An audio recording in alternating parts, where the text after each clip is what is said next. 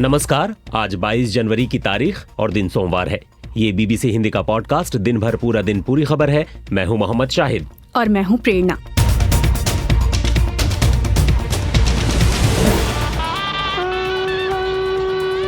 एक घंटे के इस स्पेशल पॉडकास्ट में आज चर्चा अयोध्या में राम मंदिर प्राण प्रतिष्ठा कार्यक्रम से लेकर राम मंदिर आंदोलन के इतिहास की, साथ ही भविष्य की राजनीति की भी। भगवा रंग में रंगी अयोध्या में राम मंदिर प्राण प्रतिष्ठा कार्यक्रम संपन्न। प्रधानमंत्री मोदी बोले, 22 जनवरी 2024 ये कैलेंडर पर लिखी एक तारीख नहीं, ये एक नए काल चक्र का उद्गम है।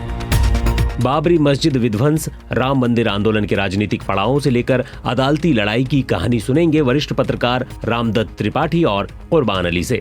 रुख करेंगे अयोध्या का और साथ ही जानेंगे क्या सोचते हैं मुस्लिम समुदाय के लोग। सबका अपना मजहब है, धर्म है, वो अपने मंदिर बना रहे हैं, अच्छा है, बनाए।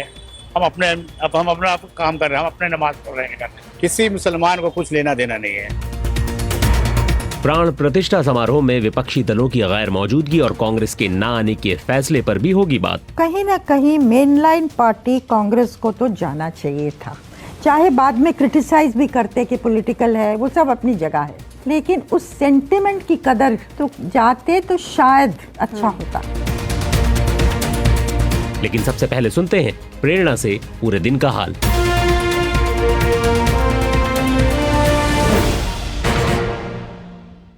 अयोध्या के राम मंदिर में आज रामलला की प्राण प्रतिष्ठा पर पाकिस्तान ने आपत्ति जताई है। पाकिस्तान के विदेश मंत्रालय ने इस संबंध में बयान जारी किया है। इसके अनुसार पाकिस्तान अयोध्या में बाबरी मस्जिद को ढहाकर वहां राम मंदिर के निर्माण और प्राण प्रतिष्ठा की निंदा करता है। पाकिस्तान के विदेश मंत्रालय ने कहा, बीते 31 सालों के घटनाक्रम आज प्राण प्रतिष्ठा तक पहुंचे हैं। ये भारत में बढ़ते बहुसंख्यकवाद की ओर इशारा करते हैं। ये भारतीय मुसलमानों को राजनीतिक और सामाजिक तौर पर हाशिए पर डालने की कोशिशों को दिखाते हैं। वहीं प्रधानमंत्री नरेंद्र मोदी ने राम मंदिर के प्राण प्रतिष्ठा के मौके को अलौकिक बताया है। उन्होंने कहा कि न्याय के पर्याय प्रभु राम का मंदिर भी न्यायबद्ध तरीके से बना। दक्षिण गजा में रहने वाले फलस्तीनियों का कहना है कि युद्ध शुरू होने के बाद इसराइल की तरफ से सोमवार को हुई बमबारी सबसे भीषण साबित हुई है। दक्षिण में खान यूनिस के 2 अस्पतालों के बाहर इसराइली टैंक तैनात हैं। वहीं गजा में जारी युद्ध को लेकर यूरोपीय यूनियन के विदेश मंत्री, इसराइल के विदेश मंत्री इसराइल कत्स और फलस्तीनी प्रशासन के शीर्ष राजनयिक रियाद अल मलीकी और अरबी देशों के बाकी विदेश मंत्रियों के साथ बैठक कर रहे हैं। पोलैंड के प्रधानमंत्री डोनाल्ड टस्क का कहना है कि यूक्रेन का समर्थन करने से ज्यादा महत्वपूर्ण फिलहाल कुछ भी नहीं है। प्रधानमंत्री बनने के बाद अपनी पहली यात्रा पर यूक्रेन की राजधानी कीव पहुंचे टस्क ने कहा कि वो पोलैंड की सुरक्षा के लिए यहां पहुंचे हैं और यूक्रेन पर रूस की आक्रामकता केवल यूक्रेन की समस्या नहीं है। Sprawa absolutnie numer 1. Mamy też do omówienia wiele spraw dwustronnych, także... Poland के प्रधानमंत्री कह रहे हैं कि ये वास्तव में सबसे जरूरी मुद्दा है। हमारे पास चर्चा के लिए कई द्विपक्षीय मुद्दे भी हैं जिनमें दोनों के हित शामिल हैं, लेकिन मेरे लिए ये जाहिर करना बहुत महत्वपूर्ण है कि इस खूनी संघर्ष में पोलैंड यूक्रेन का सबसे विश्वसनीय, सबसे मशहूर सहयोगी है। और यह केवल पोलैंड की सुरक्षा सुनिश्चित करने के कारण नहीं है। ये सहयोग है क्योंकि ये समस्या केवल यूक्रेन की नहीं है, ये पूरी आज़ाद दुनिया की है। और हम सभी के लिए यह दृढ़ विश्वास होना महत्वपूर्ण है कि हम उन मित्रों से भी बात कर रहे हैं जो विवादास्पद समस्याओं का हल करना जानते हैं। मलेरिया के खिलाफ दुनिया का पहला नियमित टीका कार्यक्रम आज कैमरून में शुरू हो गया है। पहले पड़ाव में देश के 42 जिलों को केंद्रित किया गया है जो मलेरिया से सबसे अधिक प्रभावित हैं। 30 साल के शोध के बाद वैक्सीन बनकर तैयार हुआ है। ऐसे में WHO की टीकाकरण निदेशक केट ओब्रायन ने BBC को कहा कि उन्हें उम्मीद है कि इससे इस घातक बीमारी को नियंत्रित किया जा सकेगा। Young children especially are at risk from really serious outcomes, meaning death. WHO की टीकाकरण निदेशक कह रही हैं कि विशेष रूप से छोटे बच्चों को मलेरिया के गंभीर परिणामों यानी मौत का खतरा होता है और छोटे बच्चे जो मलेरिया ग्रस्त क्षेत्रों में रहते हैं उन्हें हर साल मलेरिया 6 से 10 बार का खतरा होता है और ये खतरा जानलेवा भी हो सकता है जब तक कि तत्काल उपचार न हो। तो स्थिति हृदय विदारक है और मलेरिया के जोखिम वाले क्षेत्रों में आप जिस किसी से भी मिलते हैं उनसे मलेरिया के कारण उन्होंने अपने परिवार के किसी सदस्य को तो खो ही दिया होता है। विश्व स्वास्थ्य संगठन के मुताबिक अफ्रीका में हर साल मलेरिया से 6 लाख लोगों की जान जाती है। मरने वालों में 80% बच्चे होते हैं।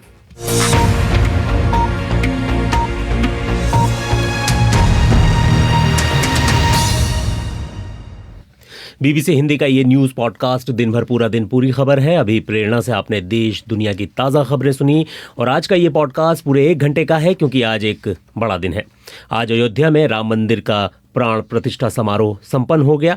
इस 1 घंटे के पॉडकास्ट में बात राम मंदिर बाबरी मस्जिद की, राम मंदिर आंदोलन की और भविष्य में इसके राजनीतिक आयाम की। अयोध्या से हमारे साथ होंगे बीबीसी के senior news editor Mukesh Sharma, तो बीबीसी संवाददाता नितिन श्रीवास्तव भी जुड़ेंगे।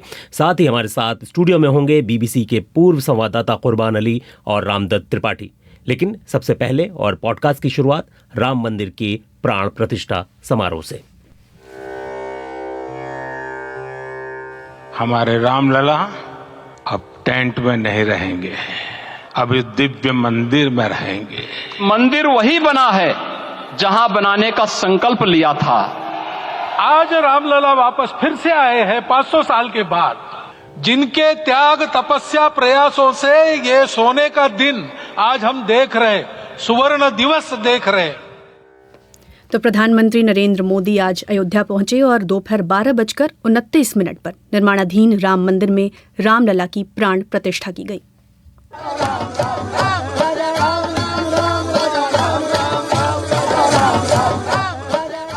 हिंदू धर्म के मुताबिक किसी भी मंदिर में देवी देवता की मूर्ति स्थापित करने से पहले उस मूर्ति की विधि विधान से प्राण प्रतिष्ठा करना जरूरी होती है।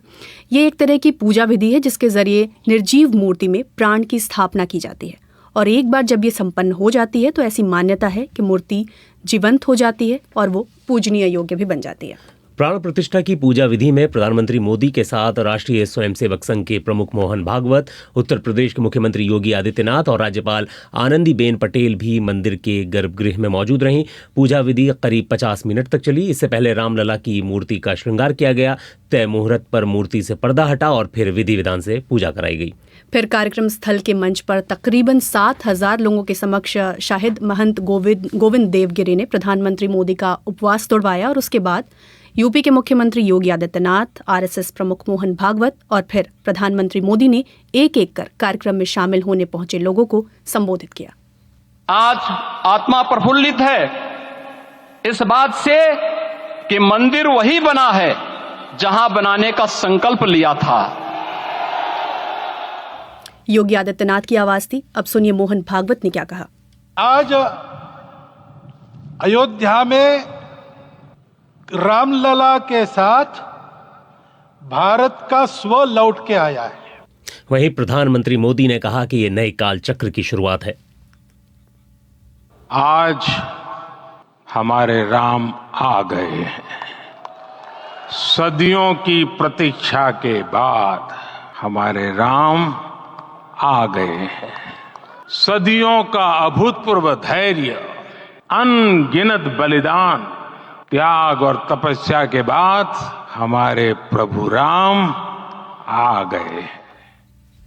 तो कार्यक्रम में देश की सैकड़ों नामी हस्तियों को भी बुलाया गया था। उद्योग और फिल्म जगत के कई दिग्गज इसमें शामिल भी हुए, जैसे अमिताभ बच्चन, रजनीकांत, सचिन तेंदुलकर, मुकेश अंबानी, नीता अंबानी। उधर सोनू निगम, अनुराधा पौडवाल, शंकर महादेवन जैसे सिंगर्स ने अपनी खास प्रस्तुति भी दी कार्यक्रम की शुरुआत के जी। प्रेरणा, इसके अलावा इस समारोह में ऑल इंडिया इमाम ऑर्गेनाइजेशन के हैं डॉक्टर इमाम उमर अहमद इलियासी, वो भी पहुंचे थे। उन्होंने क्या कहा, जरा सुनिए। देखिए, ये बदलते भारत की तस्वीर है। आज का भारत नवीन भारत, आज का भारत उत्तम भारत। मैं यहाँ पैगाम मोहब्बत लेके आया हूँ। जहाँ तक पहुँचे मेरे साथ ही आप स्वामी जी साथ में खड़े देख रहे हैं, इसी का नाम भारत है। हमारी इबादत करने के तरीके अलग ज़रूर हो सकते हैं, पूजा पद्धति ज़रूर अलग हो सकती है, हमारी आस्थाएं ज़रूर अलग हो सकती हैं, लेकिन हमारा जो सबसे बड़ा धर्म है वो इंसान और इंसानियत का है। आओ हम सब मिलकर इंसानियत को बरकरार रखें।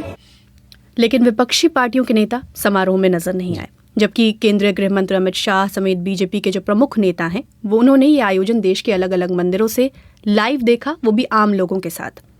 इस बीच ये आपके मन में भी ये सवाल होगा कि अयोध्यावासी जिनके लिए दिन आज खास तौर पर बड़ा था क्योंकि इतना बड़ा आयोजन उन्होंने इससे पहले कभी नहीं देखा था, वो क्या कह रहे हैं, उनकी क्या प्रतिक्रिया है, ये भी सुन लेते हैं। हमारी खुशी का कोई ठिकाना ही नहीं है कि कितने वर्षों के बाद ऐसा राम राज्य हो आया है और लोगों ने, अयोध्या वासियों ने खुद नहीं समझा होगा कि कभी यहाँ ऐसा होगा। हमको तो बहुत भाग्यशाली है ऐसा लग रहा है हम, और हम लोग ये लाइफ टाइम एक्सपीरियंस है हमारे लिए और हमको ऐसा लग रहा है जैसे प्रभु रामचंद्र जी ने हमको न्योता दिया है और यहाँ बुलाया है इस फंक्शन में शामिल होने के लिए और ये सेलिब्रेट करने के लिए। तो ये सेलिब्रेट करने के लिए बुलाया है, ये कह रही हैं वहाँ की अयोध्यावासी, एक आम महिला है। इसी के साथ अभी जिस तरीके की हम तस्वीरें देख रहे हैं, प्रेरणा सरयू के घाट पे पूरे दीप जल रहे हैं और ये भी कहा गया था और बीजेपी इसकी अपील भी कर रही थी कि आज लोग दिवाली मनाएं और अपने घरों को सजाएं, दिए जलाएं। तो कार्यक्रम का एक तरह से समापन हो गया, लेकिन अयोध्या का फिलहाल क्या माहौल है और किस तरीके की वहाँ पर अभी गतिविधियाँ देखने को मिल रही है, इसके लिए हमारे साथ जो है टेलीफोन लाइन पर अयोध्या से बीबीसी संवाददाता नितिन श्रीवास्तव जुड़ चुके हैं। नितिन, फिलहाल आपने आज पूरा दिन देखा, अभी अब शाम हो चुकी है, एक बड़ा इवेंट था, कुछ आंखों देखी बताइए। जी, यहाँ पर मंजर ये है कि पिछले करीब 2.5 घंटे से सिर्फ पटाखे चल रहे हैं शहर में। आपको शायद पीछे बैकग्राउंड में आवाज भी सुनाई दी होगी और मुझे मतलब मैं तो हैरान हूँ क्योंकि एक तरह से दिवाली का मंजर है और बहुत जबरदस्त किस्म की आतिशबाजी है। लोगों ने अपने घरों को सजाया है, सामने दिए जलाए हैं और जो राम घाट है, राम की पैड़ी है, वहां से लेकर पूरे शहर में लाइटिंग है। और रहा सवाल आज के कार्यक्रम का, तो जो तमाम वीवीआईपी आए थे उनमें से ज्यादातर वो जा चुके हैं। कुछ बचे हैं जो रुकना चाह रहे हैं क्योंकि जितने लोग वीवीआईपी थे जो वहाँ कार्यक्रम में मौजूद थे, जब प्रधानमंत्री मोदी ने कार्यक्रम खत्म किया उसके बाद मोदी यहाँ से उनके 2 और कार्यक्रम थे उनकी स्पीच के बाद, तो फिर उसके बाद से उन सभी 3-3.5 हजार वीवीआईपी जो आए थे उनको दर्शन करवाया गया। काफी भीड़ थी, उनमें भी बड़ा उत्साह था जल्दी करने का और शायद जल्दी निकलने का, क्योंकि यहाँ पर एयर स्ट्रिप एक ही है और प्राइम मिनिस्टर का प्लेन जब चला गया तो उसके बाद सारे चार्टर्ड प्लेन आने लगे जो आसपास के 200-300 किलोमीटर के पेरीमीटर में कहीं कहीं लैंड कराए गए थे। तो काफी अब क्या हुआ है कि शहर एकदम से सड़कों पर आ गया है। करीब 3:30 बजे तक एकदम सन्नाटा था और 3 बजे तक तो एसपीजी का पेरीमीटर था यहाँ पर। तो मतलब ये समझिए कि बहुत ही जबरदस्त सुरक्षा थी। एसपीजी के पेरीमीटर के बाहर जो यूपी का एंटी टेररिज्म स्क्वाड है उसका पहरा था, उसका राउंड का पेरीमीटर था, उसके एसएसपी से हमारी लगातार बात हो रही थी। तो मतलब एक तरह से काफी तेज हैपनिंग डे था अयोध्या में जो अब ढल रहा है, लेकिन रौनक अभी यहाँ उतनी ही है जितनी थी। नितिन, अयोध्या आंदोलन के वो बड़े चेहरे जिन्होंने इस आंदोलन को शक्ल दी, उनमें से कुछ नाम जो इस कार्यक्रम में शामिल नहीं हुए, अगर आप बता पाएं। अब जैसे अयोध्या का जो आंदोलन था उसमें जो सबसे बड़े चेहरे थे उसमें लाल कृष्ण आडवाणी थे, उसमें मुरली मनोहर जोशी थे, उसमें उमा भारती थी। ऑफ कोर्स कुछ लोग गुजर गए हैं जैसे अशोक सिंघल वगैरह थे, गिरिराज किशोर वगैरह थे, वो अब नहीं है। लेकिन ये जिनके नाम दिए मैंने ये तो अभी जिंदा है। विनय कटियार जो यहाँ के सांसद भी रहे और अयोध्या आंदोलन में बीजेपी के बजरंग दल के नेता थे, फिर बीजेपी के एमपी थे, बहुत फायर ब्रांड नेता माने जाते थे और वो शहर में मौजूद हैं। कल उनसे मेरी बात हुई थी तो उन्होंने ये कहा था कि वो शायद इस फंक्शन में मौजूद नहीं रहेंगे और कम से कम मुझे तो नहीं कोई तस्वीरों में या कहीं पर दिखाई दिए कि वो थे वहां पर। तो एक तरह से जो आंदोलन के लोग थे वो तो अब नहीं है, लेकिन हाँ मतलब ये है कि जो बीजेपी के जो सबसे बड़े नेता फिलहाल कंट्री में है वो तो obviously prime minister Narendra Modi हैं। एक चीज और बड़ी दिलचस्प है कि उनके कैबिनेट के लोग नहीं थे यहाँ पर आज जी। यानी होम मिनिस्टर अमित शाह नहीं दिखे, बड़े यूनियन मिनिस्टर्स नहीं दिखी जिनके सबकी कॉन्स्टिट्यूएंसीज हैं आसपास, जैसे मिसाल के तौर पर स्मृति ईरानी अमेठी से हैं या यूपी से बहुत से ऐसे मिनिस्टर्स हैं जिनकी कॉन्स्टिट्यूएंसी है, तो वो भी नहीं थे। आरएसएस की जो प्रेजेंस थी यहाँ पर, मोहन भागवत लगातार उनके बगल में रहे और सारे कार्यक्रम में शामिल रहे, वो मेरे ख्याल से बहुत एक सिग्निफिकेंट मूव था, एक डेवलपमेंट था और शायद एक मैसेज भी था। जी, उमा भारती और साध्वी रितंबरा मुझे लगता है वहाँ कार्यक्रम में शामिल हुई थी शायद। और साध्वी रितंबरा तो दिखी थी, कैमरा पे थी वो, लेकिन जो प्रोमिनेंस की बात है क्योंकि अब 1992 जब हुआ उसके बाद जब पूरा लिब्राहन कमीशन बैठा है इस मामले में, बहुत लंबी कानूनी कार्रवाई देखी है और इन सभी नेताओं को जैसे कल्याण सिंह थे जिनको 24 घंटे के लिए जिनका कन्विक्शन हुआ, उसके अलावा किसी और का कन्विक्शन नहीं हुआ था बाबरी में। कल्याण सिंह जो फॉर्मर चीफ मिनिस्टर थे उनकी भी अब डेथ हो गई है, उनका कन्विक्शन हुआ था क्योंकि उन्होंने एफिडेविट दिया था सुप्रीम कोर्ट में कि वो यहाँ पर सब कुछ पीसफुल रहने देंगे, जो कि 92 में नहीं हुआ था।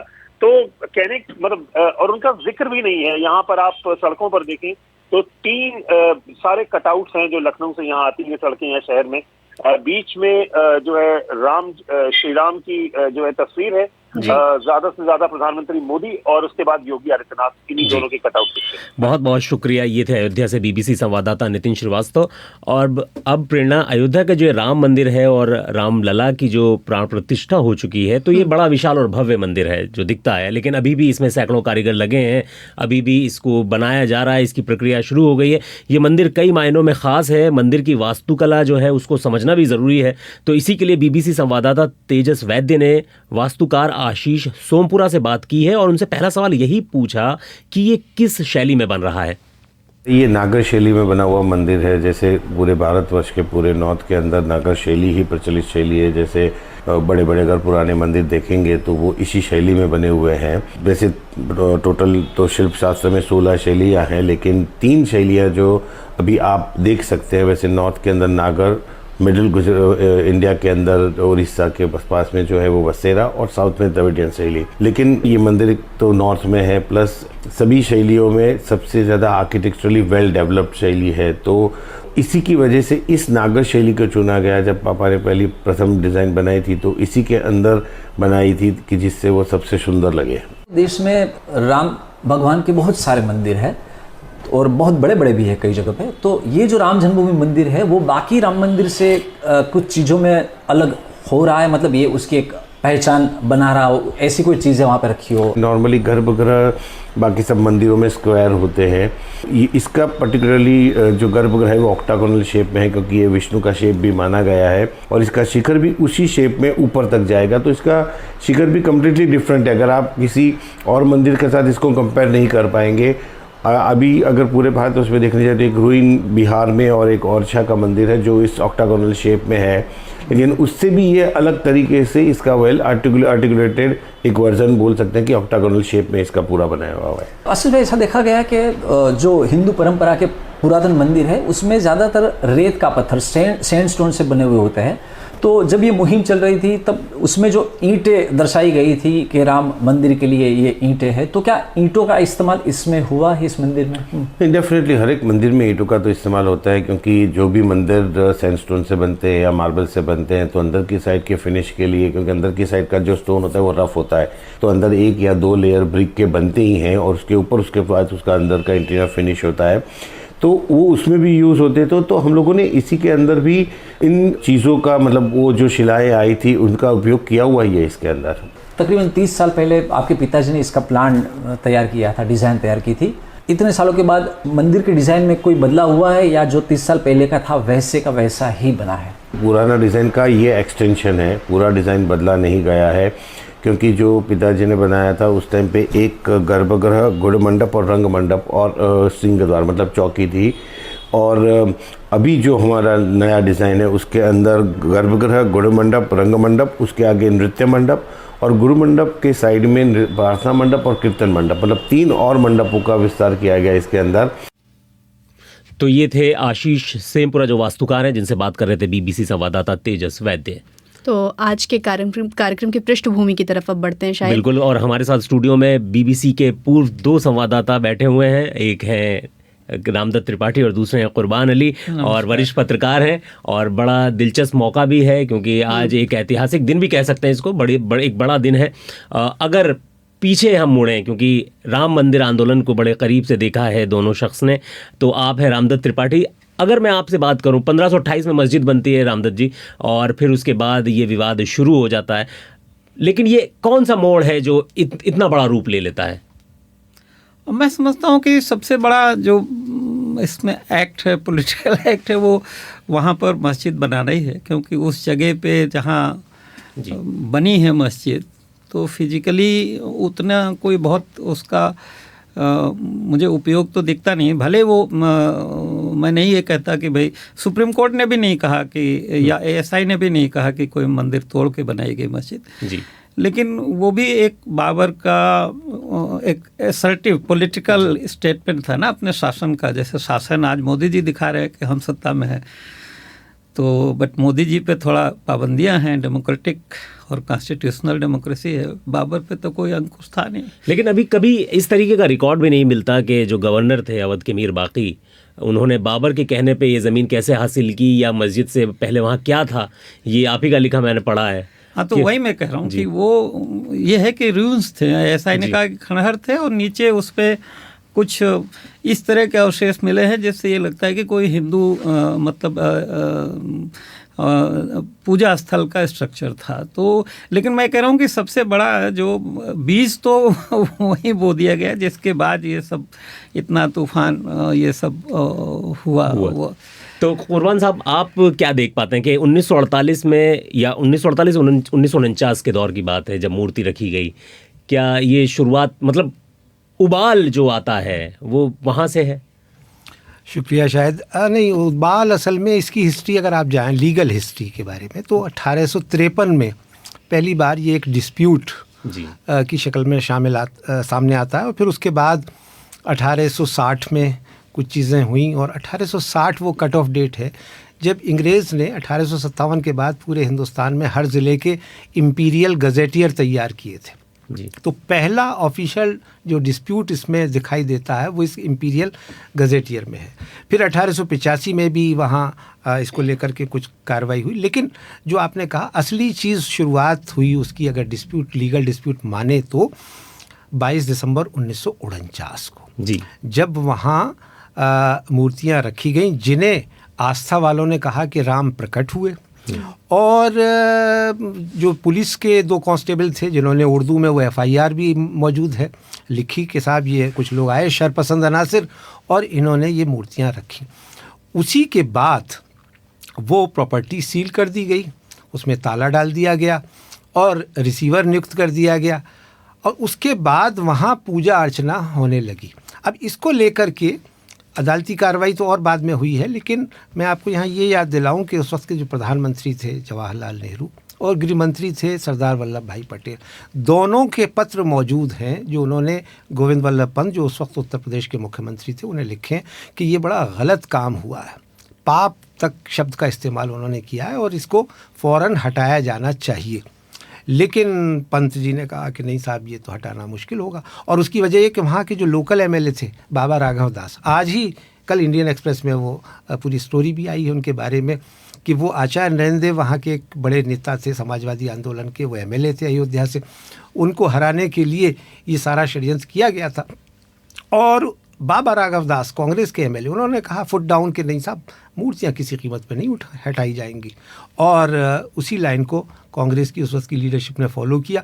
ये लीगल इशू चलता रहा, लेकिन 1 फरवरी 1986 तक जब ताला खुला है और यहाँ मैं बता दूं कि 77 में भारतीय जनता पार्टी के आज के जो नेता हैं और पुराने अटल जी वगैरह वो जनता पार्टी के हिस्सा थे, लेकिन कभी हम लोगों ने नहीं सुना, लखनऊ में रामदत्त जी थे उस जनता सरकार के दौरान, कि अयोध्या कोई विवाद था और उसको लेकर के कोई 86 तक की बात हो गई है। मैं इधर रामदत्त जी के पास वापस आता हूँ। जो 48 से 86 का जो दौर है और उसके बाद भी आपने बहुत करीब से राम मंदिर आंदोलन देखा है, तो क्या इस दौर में वो इतना मतलब बड़ा मंदिर मस्जिद का मुद्दा नहीं दिखता जितना 86 के बाद और फिर 89 में जिस तरीके से रथ यात्रा निकाली गई 89 के बाद और फिर उसके बाद पूरा का पूरा आंदोलन शुरू हुआ, क्या ये सिर्फ 86 के बाद ही बहुत मजबूती से देखने को मिलता है? नहीं, थोड़ा सा बीच में एक जिक्र और कर दूं मैं कि जैसे मस्जिद बनने के बाद भी वहाँ ऐसा लगता है जो ट्रैवलर्स हैं, जो सुप्रीम कोर्ट के जजमेंट में भी आया कि भाई वहाँ हिंदू लोग जाके परिक्रमा करते थे कोई वेदी, क्योंकि वो जन्म स्थान को ही पवित्र मानते थे। मंदिर और नो मंदिर, मूर्ति और नो मंदिर मूर्ति। तो किसी स्टेज पे या तो अकबर के काल में या कभी भी किसी स्टेज में वहाँ वो मस्जिद के बगल में ही एक राम चबूतरा दिला दिया गया, तो वो भी एक बहुत बड़ा हम कह सकते हैं कि एक पॉलिटिकल एक्ट था कि मस्जिद के बगल में राम चबूतरा स्थापना हो गई। फिर और वहाँ पूजा होती थी। हाँ, पूजा होती थी। और उसी पे जो जिक्र किया कि भाई 1883 में बल्कि 1857 के बाद भी ये कहते हैं कि चूँकि हिंदू और मुस्लिम मिल के अंग्रेज़ों के खिलाफ लड़ाई लड़ी। और एक ये भी है कि अयोध्या में जो इस समय तमाम बड़ी बड़ी इमारतें दिखती हैं सब 200-250 साल के हैं, वो सब नवाबी पीरियड में बनी, सबके खर्चे मिलते थे बाकायदे सरकार से। तो ये भी कहते हैं कि भाई मुसलमानों ने लड़ाने के लिए वहाँ थोड़ा सुलह हो गई थी कि बगल में चबूतरा और ये वो 2 लोगों को फांसी पे लटका दिया था, एक पंडित थे एक मौलवी थे। खैर, तो ये एक हिस्ट्री है कि भाई उसको सुलझाने का, लेकिन प्रॉब्लम जो है पॉलिटिकल ही है बेसिकली, क्योंकि यूपी में जो आरएसएस का थिंक टैंक था उनको ये लगता था कि यूपी में सारे अयोध्या, काशी, मथुरा, हरिद्वार, चारों मतलब गंगोत्री, यमुनोत्री, केदारनाथ, बद्रीनाथ सब है, हमको वोट क्यों नहीं मिलता? क्योंकि वोट जो है कांग्रेस को मिलता था ब्राह्मण, दलित और मुस्लिम, और बीच का जो था ओबीसी, जिसको 100 पिछड़े पाए 100 में 60 संसोपा ने गांधी बांट, तो लोहिया जी ने और चरण सिंह ने, तो इनकी वजह से बीजेपी थिंक टैंक के साथ प्रॉब्लम थी उस समय का जो जनसंघ कि भाई हमें वोट कैसे मिले, तो कोई बड़ा ऐसा मुद्दा चाहिए कि जिससे हम सारे हिंदुओं को एक कर सकें, एक वोट बैंक मोबिलाइज करें। उसी में पहले उन्होंने मीनाक्षीपुरम में धर्म परिवर्तन वाला मुद्दा उठाया, चला नहीं, तो फिर 84 में ये बहरहाल हिंदू जागरण मंच 1983 में बना, 84 ने वीएचपी ने शायद साहब एक बहुत बड़ा शुरू किया सीतामढ़ी से, राम जानकी रथ निकाला जिसमें राम जी को, सीता लक्ष्मण जी को मतलब हथकड़ी लगा के ले आए। आज अगर कोई करे तो दंगा हो जाएगा, तो वो ले आए और लखनऊ में बहुत बड़ी रैली भी किया और उसमें ज्ञापन दिया था। उस समय कहा था कि साहब ये जो जगह है ये रामानंद संप्रदाय के जो सर्वोच्च आचार्य शिव रामाचार्य जी को दे दी जाए। अब वो सबको ढकेल के आज खुद बैठ गए हैं वहीं पे। रथ यात्रा का एक बहुत अहम पड़ाव रहा, सोमनाथ से जो शुरू हुई, और उसके बाद फिर हम 6 दिसंबर, वो तो रथ यात्रा बड़ा, वो भी बड़ा इम्पोर्टेंट है।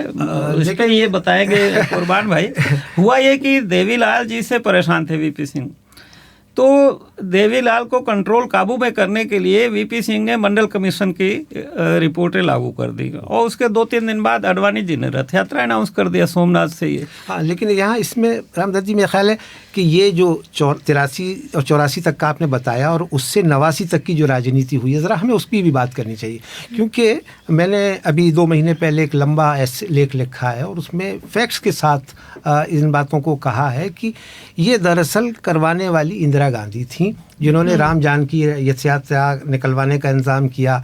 जो ये बता रहे हैं संगठन डॉक्टर करण सिंह के ज़रिए से विराट हिंदू समागम बनाया गया रामलीला मैदान में, और यूपी के एक डीजीपी होते थे एससी दीक्षित साहब, उनको वीएचपी की कमान दी गई, और ये यात्रा जब चल रही थी उसी समय इंदिरा गांधी का असैसिनेशन हो गया। और उस वक्त के रिकॉर्ड, अभी नीरजा चौधरी की किताब आई है उसमें उन्होंने सारी चीज़ें बताई हैं तफसील से कि किस तरह से इंदिरा गांधी ने राजीव गांधी को लगाया कि भाई ज़रा आरएसएस संघ परिवार के साथ भी बातचीत करो, दोस्ती करो, अंडरस्टैंडिंग करो। बहुत उसके बाद जो चीज़ें हुई हैं, यानी 1984 में राजीव गांधी को प्रचंड बहुमत मिलता है, 410 सीटें, और 1985 शुरू होते ही शाहबानो कंट्रोवर्सी शुरू हो जाती, जिसपे संविधान संशोधन हुआ।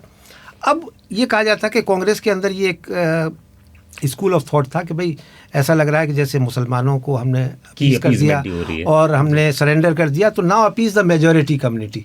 तो आनन फानन में 1 फरवरी 86 को बाबरी मस्जिद का ताला खोल दिया गया, और उस वक्त में सिर्फ दूरदर्शन होता था, उसकी टीम 3 दिन एडवांस में वहाँ पहुँची हुई थी कि मालूम था कि ये होने वाला है, और उसको नेशनल हुकअप पे दिखा दिया गया। उसके बाद 89 आता है, 89 आते आते बीजेपी ने उसको अपना एजेंडा नहीं बनाया था, नहीं बनाया था। पालमपुर सम्मेलन में 1989 में पहली बार बीजेपी ने ऑफिशियली कहा कि हम राम मंदिर के लिए आंदोलन करेंगे, और ठीक उसी वक्त राजीव गांधी ने विश्व हिंदू परिषद के साथ लिखित समझौता किया, बूटा सिंह गृह मंत्री और एनडी तिवारी मुख्यमंत्री, और डिस्प्यूटेड साइट पर शिलान्यास कराया। रामदत्त जी ने कवर किया है वो इवेंट, और वहीं से अपना चुनाव प्रचार शुरू किया कि हम राम राज्य लाएंगे। आज जो इस राम राज्य की बात हो रही है वो दरअसल, लेकिन राजीव गांधी के साथ ये हुआ कि ना खुदा ही मिला, ना विसाले सनम, ना हिंदू वोट मिला, ना मुसलमान, और आज कांग्रेस 0 पे आके खड़ी हो। उसके बाद मस्जिद ढहा दी गई 6 दिसंबर 1992। एक बड़ा लम्हा आपने देखा है उसको। हाँ, उस दिन की बात करते हैं, क्योंकि संक्षेप में हम चाहते हैं कि श्रोताओं को ज़्यादा से ज़्यादा जानकारी मिले। उस दिन की बात अगर 30 सेकंड जोड़ दूं, कुर्बान साहब ने वो प्रसंग छेड़ा है, तो कहते हैं ना ऊँट की चोरी नेहरे नेहरे।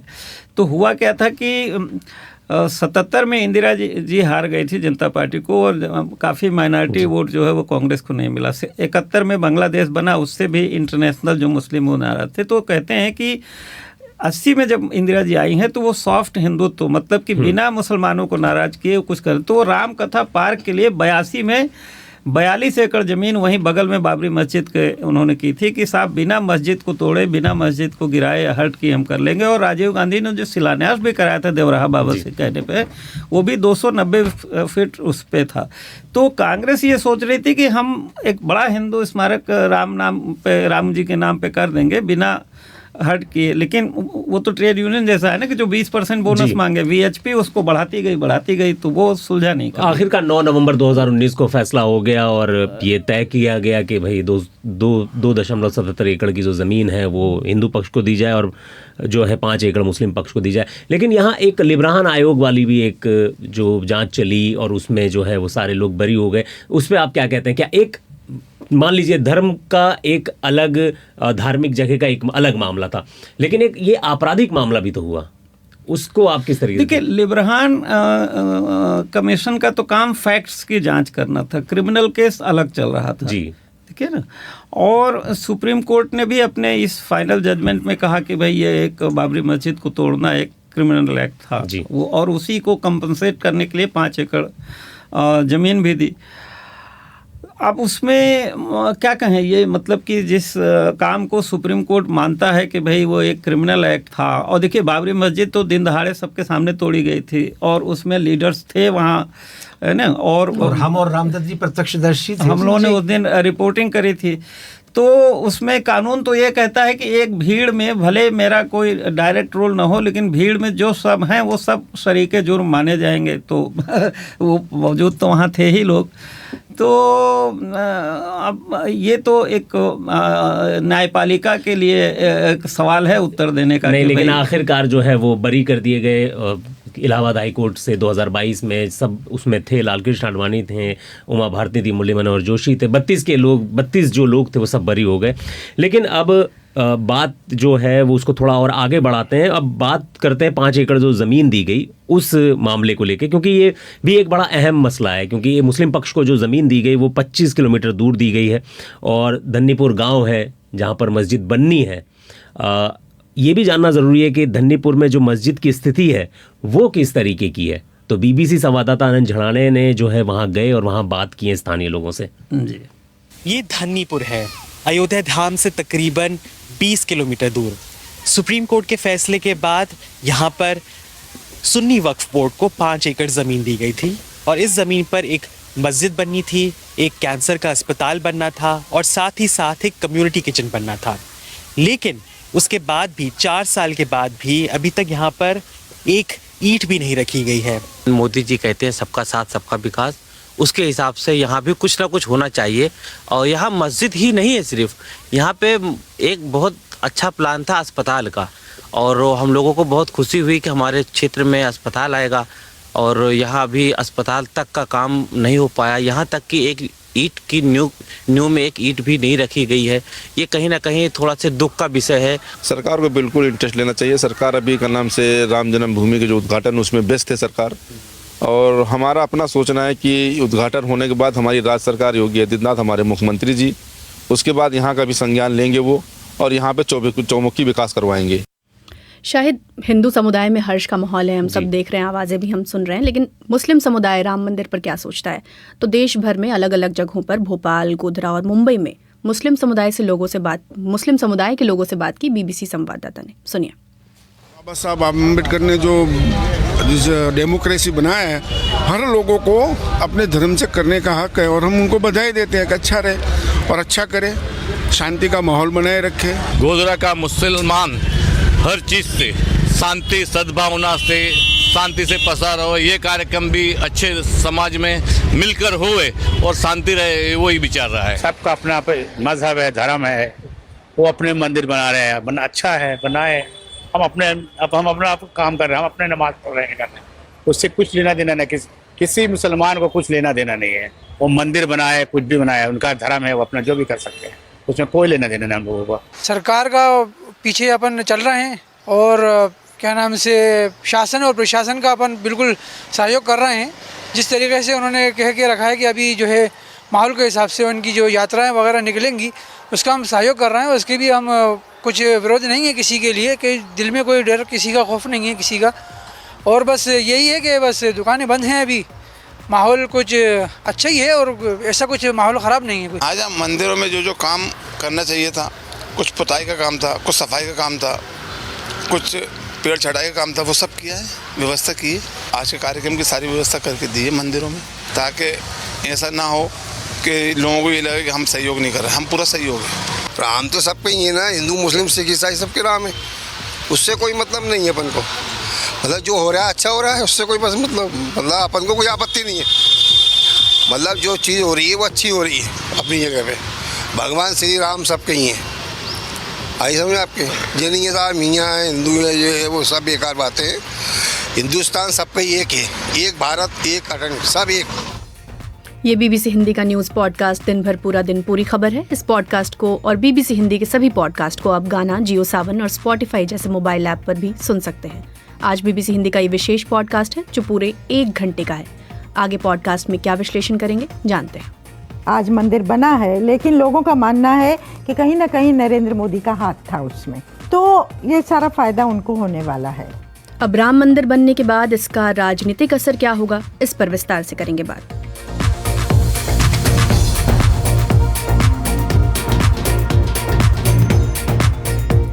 लेकिन उससे पहले रुख कर लेते हैं यूट्यूब और फेसबुक का, जिस पर इस पॉडकास्ट के दौरान कमेंट्स आ रहे हैं। और सबसे पहले मैं ये टिप्पणी लेना चाहूँगा, राकेश दुबे हैं, कुर्बान साहब और रामदत्त त्रिपाठी दोनों की तारीफ़ कर रहे हैं और कह रहे हैं कि उनकी आवाज़ों ने दिल को छू लिया है।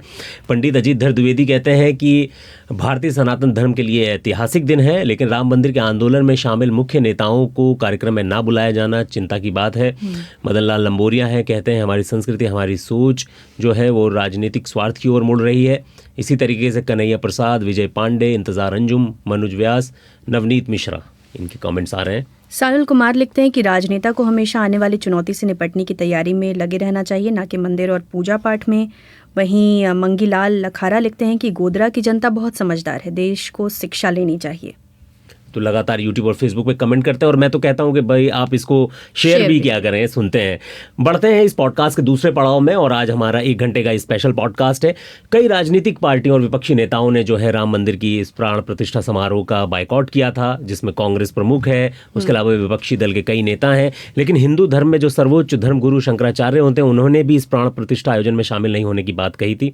और जो हिंदू धर्म में शंकराचार्यों को जो है सम्मान और आस्था की नज़र से देखा जाता है, उन्होंने भी इसकी मतलब एक तरीके से बायकॉट किया था कि वो नहीं जाएंगे, क्योंकि कईयों का तर्क ये था, BBC हिंदी के पन्ने पर भी आप आके पढ़ सकते हैं, वहाँ पर एक शंकराचार्य ने बताया था। उनका कहना था कि ये अभी पूरी तरह से बना हुआ मंदिर नहीं है।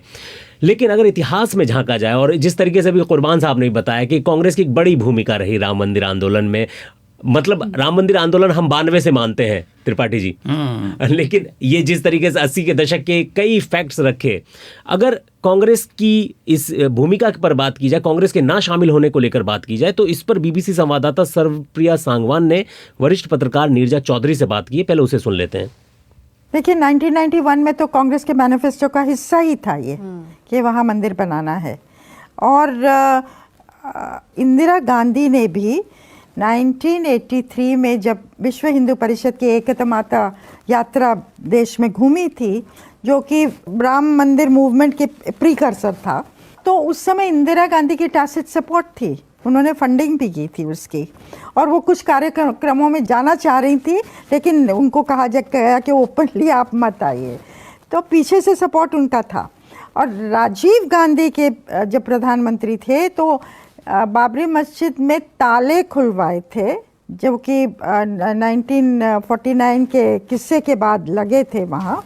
और हर बार विश्व हिंदू परिषद पहल करता था कोर्ट में, और कोर्ट ना कर देता था। लेकिन 1986 1 फरवरी को राजीव गांधी के बिहाइंड द सीन्स पहल की वजह से कोर्ट ने वो ताले खोलने का आदेश दिया था।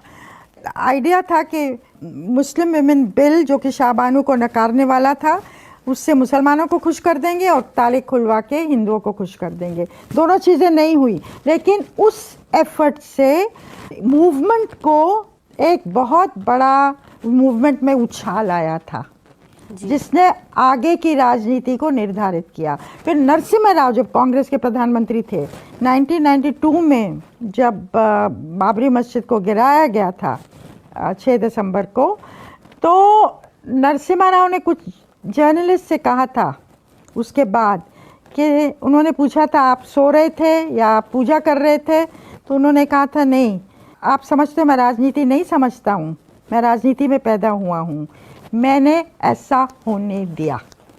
तो कांग्रेस का हाथ रहा है। और नरसिम्हा राव तो वहीं मंदिर भी बनवाना चाहते थे, ट्रस्ट भी उन्होंने एक बनवाया था, लेकिन 1995 में पीछे हट गए थे। तो कांग्रेस ने लेकिन उसका एज अ पार्टी श्रेय नहीं लिया है कि हम मंदिर बनवाना चाहते थे, हमारे नेताओं ने ये किया है। तो आज कांग्रेस को मुझे लगता समझ में नहीं आ रहा, कुछ उनके नेता जा रहे हैं और एज अ पार्टी वो नहीं जा रहे हैं। हिमाचल प्रदेश के चीफ मिनिस्टर ने तो छुट्टी भी डिक्लेयर कर दी है, झारखंड के चीफ मिनिस्टर जो उनके एलाई हैं उन्होंने आधी छुट्टी दी है।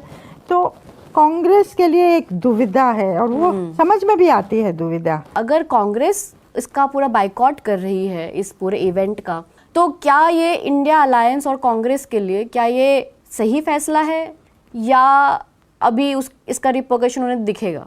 देखिए, मैं मानती हूँ क्योंकि एक हिंदू समाज के लिए एक ऐतिहासिक क्षण है आज, और क्योंकि कांग्रेस पॉलिटिकल पार्टी है, इंडिया में जो पार्टीज हैं अलाइज हैं वो पॉलिटिकल हैं, तो क्योंकि ये सेंटिमेंट इतने बड़े तबके से जुड़ा हुआ है उसको मद्देनज़र नहीं लेना।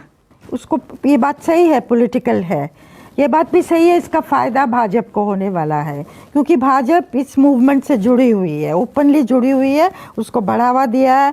और आज नरेंद्र मोदी लोग मानते हैं, हालांकि सुप्रीम कोर्ट के वर्डिक्ट की वजह से आज मंदिर बना है, लेकिन लोगों का मानना है कि कहीं ना कहीं नरेंद्र मोदी का हाथ था उसमें, तो ये सारा फ़ायदा उनको होने वाला है। लेकिन फिर भी क्योंकि एक सेंटिमेंट से जुड़ा है इतने बड़े तबके के हमारे देश में, तो कहीं ना कहीं मेनलाइन पार्टी कांग्रेस को तो जाना चाहिए था। चाहे बाद में क्रिटिसाइज भी करते कि पॉलिटिकल है, वो सब अपनी जगह है, लेकिन उस सेंटिमेंट की कदर वहाँ जाके मुझे लगता अगर सोनिया गांधी, मल्लिकार्जुन खड़गे, अधीर रंजन चौधरी जिनको बुलाया गया था तो जाते तो शायद अच्छा होता। वरिष्ठ पत्रकार नीरजा चौधरी से बात कर रही थी बीबीसी संवाददाता सर्वप्रिया सांगवान। अब हमने आज की बात कर ली और इतिहास की तो विस्तार से बात कर ली। अब थोड़ा भाषण जो प्रधानमंत्री मोदी, मोहन भागवत और योगी आदित्यनाथ तीनों ने जो भाषण दिया उसकी अगर एक एक करके वर्तमान की बात हुई, वर्तमान की बात कर लेते हैं और भविष्य की भी बात कर लेते हैं। तो उसकी अगर एक एक करके हम बात करें, रामदत्त जी और कुर्बान जी, तो कैसे देखते हैं इस भाषण को, किस तरीके से पोस्चरिंग की गई है तीनों की तरफ से? देखिए, मुझे लगता है कि मोहन भागवत का भाषण बड़ा इम्पोर्टेंट है। उसमें उन्होंने, क्योंकि अल्टीमेटली परिवार के मुखिया वही हैं, कोई कुछ भी कहे, संघ परिवार की ही बीजेपी एक वो है, तो उन्होंने कही कि मेरा काम है जोश में होश की याद दिलाना। तो मुझे लगता है कि कहीं ना कहीं उनके दिमाग में ये है कि भाई 6 दिसंबर को शायद टॉप लीडरशिप नहीं चाहती थी, उसके बावजूद अनुशासन टूटा था और मस्जिद छूटी थी पूरा, जो मतलब क्योंकि बाकी कारसेवकों ने जो किया। और तो अब इतनी एनर्जी जनरेट हुई है, इतने लोगों का इन्वॉल्वमेंट हुआ है घर घर, तो इस एनर्जी को कैसे चैनलाइज करना है, किस दिशा में, तो इसलिए वो बड़ा जोर दे रहे हैं कि भाई लोगों को अनुशासन में, आत्मसंयम में रहना पड़ेगा। वो चाहते हैं कि भाई जो दिशा वो करें वही ले जाएगा, कहीं ऐसा ना हो कि रायता फैल जाए और लोकल अलग अलग जाके कारसेवकों की तरह या गोरक्षकों की तरह कहीं कुछ उपद्रव होने लगे। मोदी जी ने जो बात कही वो तो बहुत ही महत्वपूर्ण है। वो तो भाई एक तरह से वो जो उनके कुछ समर्थक ये कह रहे थे कि 2014 में ही देश को वास्तविक आज़ादी मिली है 500 साल बाद, तो वो कुछ इसी तरह से शो कर रहे थे कि जो आज का दिन है वो ज़्यादा महत्वपूर्ण है। 22 जनवरी 26 जनवरी तो कोई उन्होंने कहा कि नए भारत के शुरुआत, हाँ, मतलब जो 15 अगस्त 47 को हम लोग आज़ाद हुए थे, इतना बड़ा, या और तो उससे ज़्यादा बड़ा है 5 अगस्त, जिस दिन उन्होंने शिलान्यास किया था, और 22 जनवरी बड़ी है 26 जनवरी से, चूँकि भाई आज मोदी जी तो जो नए कालचक्र की शुरुआत की बात कह रहे हैं, अगले 1000 साल के लिए देखिए वो प्राइम मिनिस्टर, अगला टर्म की बात नहीं है, अगला टर्म तो नीरजा जी कही रही कि भाई चुनाव में उनको फ़ायदा मिलेगा, तो चुनाव के आगे मोदी जी क्या सोच रहे हैं ये इसको डिकोड करने की बात है। भाई कुर्बान साहब, आप कैसे डिकोड करते हैं इसे पूरे भाषण को?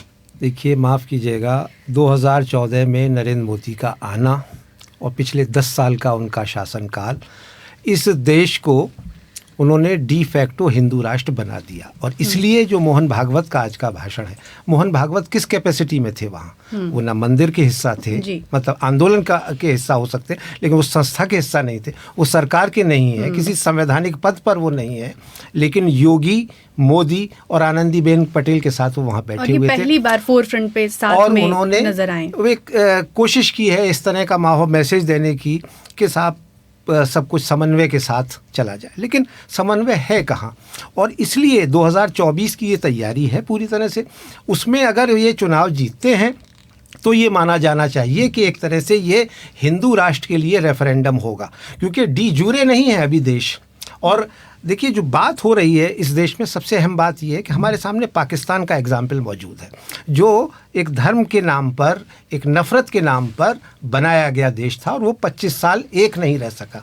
हमारे पुरखों ने, यानी गांधी जी के नेतृत्व में जिन लोगों ने लड़ाई लड़ी, जिनमें सरदार वल्लभ भाई पटेल, राजेंद्र प्रसाद, नेहरू, मौलाना आज़ाद वगैरह वगैरह थे, उन्होंने इस मुल्क की आवाम से वायदा किया कि पाकिस्तान भले ही बन गया हो, हम इस मुल्क को हिंदू राष्ट्र नहीं बनने देंगे। और इसलिए पिछले 75 वर्षों में से 65 वर्ष हिंदुस्तान उस रास्ते पर चला जो आइडिया ऑफ इंडिया है।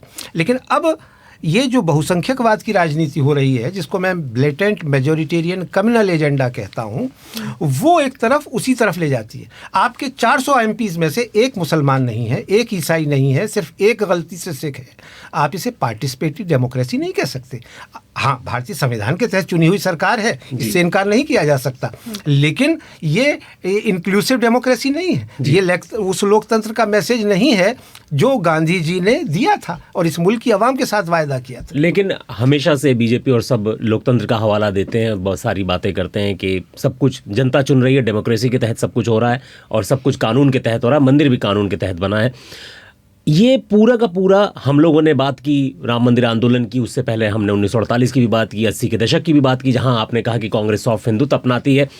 मैं कुल मिला के रामदत्त त्रिपाठी जी और कुर्बान अली, आप दोनों से मेरा ये सवाल है कि ये जो पूरा का पूरा आंदोलन, और आज इसको पटाक्षेप कहेंगे या नहीं कहेंगे, मैं ये नहीं कह सकता, इसमें आप कितनी आस्था और कितनी राजनीति देखते हैं? सबसे पहले रामदत्त जी आप बताएं। देखिए, ये 100% राजनीति है, एक धार्मिक स्थान पर एक राजनीतिक आयोजन, आप ऐसे कह सकते हैं।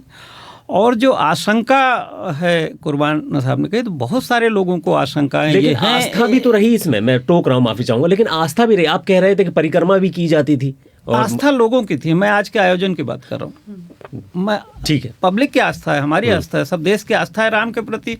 राम बहुत बड़े पावर हाउस हैं, इसीलिए तो इन्होंने अपना उसमें प्लग लगा लिया और बाकी किसी को घुसने नहीं दे रहे हैं। तो मेरा कहने का मतलब, जो कुर्बान साहब ने आशंका जताई, तो आस्था के बावजूद आज भी आप जाएंगे तो ऐसा नहीं है कि सारे हिंदू हर्षित है हिंदू, लेकिन हिंदू समुदाय में चिंतित भी है। ओबीसी भी हिंदू है, दलित भी हिंदू है, जो बराबरी के लिए, सम्मान के लिए लड़ाई लड़ रहा है, जो सामाजिक न्याय का मुद्दा था। देखिए, जैसे 1991 में वीपी सिंह ने देवीलाल को डाउन करने के लिए जब वो किया, तो रथ यात्रा लेके निकल पड़े थे ना आडवाणी जी। तो वैसे ही ये जो साल भर से कांग्रेस और राहुल गांधी जो सामाजिक न्याय, जाति जनगणना, आरक्षण, नीतीश कुमार, लालू, मुलायम, अखिलेश यादव, ये जो सारी ताकतें एकजुट हो रही हैं, आप समझिए इसको, ये जो सारी अपोजिशन पॉलिटिकल फोर्सेस एकजुट हो रही हैं, उसको उस एजेंडा को किनारे करने की आज उन पे कोई बात नहीं कर रहा मीडिया कि भाई इस देश में क्या गरीबी नहीं है, इस देश में क्या भूख नहीं है, हिंदू राष्ट्र या राम मंदिर है, लेकिन हमारे यहाँ ये भी कहते हैं ना, भूखे भजन न होए गोपाला। तो सवाल ये है। और दूसरी जो बात कुर्बान साहब ने कही कि जो फ्रीडम मूवमेंट के वैल्यूज़ हैं, जो हमने इतना बड़ा संविधान सभा थी जिसमें सब लोग थे, ये देखिए उसमें ऐसा नहीं था कि केवल कांग्रेसी थे, उसमें और पहली कैबिनेट में बाकी लोगों को भी रखा गया था। श्यामा प्रसाद मुखर्जी जी भी थे, डॉक्टर अंबेडकर भी थे, गैर कांग्रेसी भी थे सब। तो एक जो कंसेंसस से जो फ्रीडम मूवमेंट के वैल्यूज़ हमने बनाए थे कि भाई डेमोक्रेसी होगी, समता होगी, लिबर्टी होगी, जस्टिस होगी, उनको कभी आरएसएस ने कभी अपनाया नहीं, आस्था नहीं दी। और उन्होंने पहले संसद में सावरकर साहब को स्थापित किया है। अब देश में जो सावरकर साहब का जो हिंदुत्व का जो ब्रांड है या देश का जो उनका सपना है हिंदू राष्ट्र का, अब देखना यही है कि अगले चुनाव घोषणा पत्र में ये कैसे व्याख्या, राम राज्य की व्याख्या कैसे करते हैं, हिंदू राष्ट्र की व्याख्या कैसे करते हैं। एक सेकंड, जो शाहिद का सवाल था कि क्या ये देश आस्था के नाम पे चलेगा या संविधान के तहत, जो रामदास जी जिसको अंडरलाइन कर रहे हैं, क्योंकि हमारे लिए सबसे जो सैंक्टिटी है जिस दस्तावेज की, वो ये है, और हमने इसको साबित किया। तीसरी दुनिया के देशों में हिंदुस्तान अकेला ऐसा मुल्क है जिसमें डेमोक्रेसी न सिर्फ अपनी परवान चढ़ी, उसकी वो जड़ें ही नहीं जमाई, बल्कि एक तनावर दस्त की तरह से सामने आई है। और ये कोई, और दुनिया का सबसे बड़ा लोकतंत्र होने का हम दावा करते हैं। तो वो इसीलिए कि वो हमारे असेट है, नेशनल मूवमेंट की जो वैल्यूज़ हैं, और जो हमने गांधी जी के नेतृत्व में जिसको अंगीकार किया था डॉक्टर अंबेडकर के बनाए हुए संविधान के तहत, सवाल यही है कि देश, आप डेमोक्रेसी है, बहुमत जिस तरफ चाहेगा वो हो जाएगा जी, कोई दिक्कत नहीं है, लेकिन क्या आप उसे संविधान के तहत चलाओगे या आस्था के? एक यही मैं पूछना चाह रही थी कि इन तमाम दलीलों के बावजूद चुनावी फ़ायदा हम भी कंक्लूजन यही लेकर आते हैं कि इन्हें मिलेगा, बीजेपी को ये चुनावी फायदा मिलेगा, चुनावी फायदा मिलेगा, लेकिन विपक्ष कहाँ कमजोर रह जा रहा है। जैसे नीरजा कह रही थी कि विपक्ष ने क्यों नहीं पार्टिसिपेट किया, उनको भी पार्टिसिपेट करना चाहिए था। भाई आप देखिए, अगले के एजेंडे में चल के कभी राजनीति नहीं होती। तो नीरजा जी की सलाह है कि विपक्ष जो है वो बीजेपी के एजेंडे पे जाके वहाँ, जैसे और लोग, अमिताभ बच्चन वो सब लोग खड़े थे, दर्शन कर रहे थे, तो वो भी ताली बजाते। यही तो शंकराचार्य कह रहे हैं ना। देखिए, आज बहुत बड़ा सवाल ये है कि इस आयोजन में न तो सनातन धर्म के जो हिंदू शंकराचार्यों को किया, तो अब सवाल चुनाव का नहीं है, चुनाव तो वो कर ही रहे हैं। वो चाहते हैं कि जो मोदी जी आज नए तपस्वी राजर्षि के रूप में अपने को उन्होंने पेश किया, और सब लोगों ने कहा कि अब धर्म की भी यही सबसे बड़ी सत्ता है। लेकिन रामदत्त जी, सवाल यही है कि देश के जिस लोकतंत्र को बचाने की हम बात कर रहे हैं, वो बचेगा कैसे अगर हम उसे वोटों में तब्दील ही ना कर पाएं। और दूसरा सवाल ये भी उठता है कि लोकतंत्र बचाने जैसे की जो दलीलें दी जाती हैं, हो तो सब डेमोक्रेसी प्रोसेस के तहत हो रहा है, चुनाव हो रहे हैं और वोट दिए जा रहे हैं, सीटें मिल रही हैं, जीत रही हैं, तो ये बार बार दलीलें क्यों दी जाती हैं कि एक हिंदू राष्ट्र में हो जाएगा, एक इस तरीके से तब्दील हो जाएगी? ये तर्क तो उस लिहाज से नहीं बैठते हैं। भाई देखिए, एक प्रोग्रामिंग है, आज AI का ज़माना है, रोबोट का ज़माना है, तो वहाँ कोई बहस नहीं होती है। देखिए, उनका जो ना एक आदमी इम्पोर्टेंट है। आप देखिए, इतना बड़ा साहब ध्यान दीजिए, एक मोदी जी ने कैबिनेट मिनिस्टर्स को बुलाया और बिठा दिया, कमरे में बैठो, और कहा कि सुनना, मैं अभी आ रहा हूँ। और नोटबंदी का घोषणा कैबिनेट मिनिस्टर्स ने कहाँ सुनी? TV पे सुनी। तो एक आदमी को सारी सत्ता देने की बात हो रही है कि भाई वो राज सत्ता भी वही संभालेगा, धर्म सत्ता भी वही संभालेगा। आप समझ रहे हैं ना? लेकिन तो आप जो कह रही थी ना, मैं उसमें ज़रा ये जोड़ना चाहूँगा कि ये ऐसा बीजेपी का जो एजेंडा चल रहा है वो कामयाब हो जाएगा, इसकी कोई गारंटी नहीं है। वही आप नर्मदा के नीचे देखिए कि जितने दक्षिणी राज्य हैं, कितनी सीटें हैं बीजेपी की, आप बताइए मुझे। तो आपके पास तेलंगाना नहीं है, आंध्रा नहीं है, कर्नाटक नहीं है, तमिलनाडु नहीं है, केरला नहीं है, महाराष्ट्र भी आधे से। लेकिन कुर्बान साहब, उत्तर भारत में तो विपक्ष के पास कोई तोड़ नहीं है बीजेपी का, जहां सबसे ज्यादा ऐसा नहीं है। ये 89 में हमने देखा कि 410 सीटों वाली राजीव गांधी का प्रचंड बहुमत वो ढह गया जब VP सिंह निकले थे, और 150 सीटें ही जीत करके आए थे, लेकिन लेफ्ट और राइट की मदद से प्रधानमंत्री बने।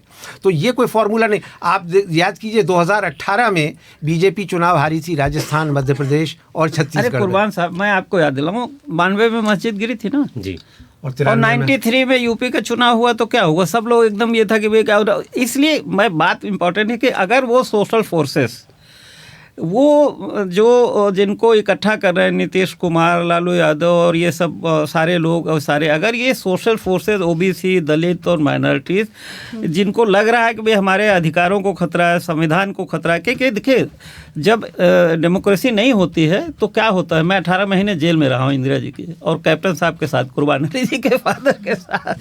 तो देश में जब डेमोक्रेसी नहीं होगी तो गरीब आदमी पे मार पड़ती है। वो अडानी अंबानी का थोड़ा कोई नुकसान होना, वो तो पैसे से काम पहले भी कराते हैं, बाद में कराते हैं। 2024 चुनाव पर ही आते हैं। बीजेपी की क्या अभी पोजीशन है और विपक्ष के लिए अभी कितनी चुनौतियां आपको नजर आती हैं और कितनी अभी ताकत झोंकनी पड़ेगी विपक्ष को?